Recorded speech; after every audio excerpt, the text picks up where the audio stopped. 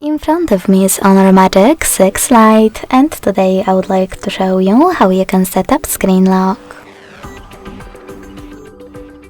Begin by opening settings and scrolling down to access biometrics and password.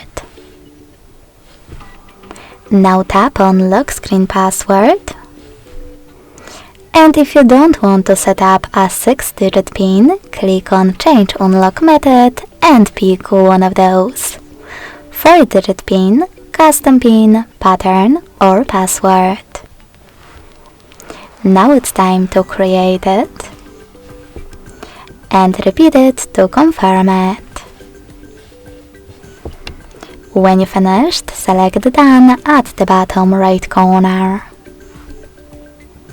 If you wish to add your fingerprint right away, select Add in the pop-up and follow all of the instructions from your screen. If you don't want to do it, just click on Cancel.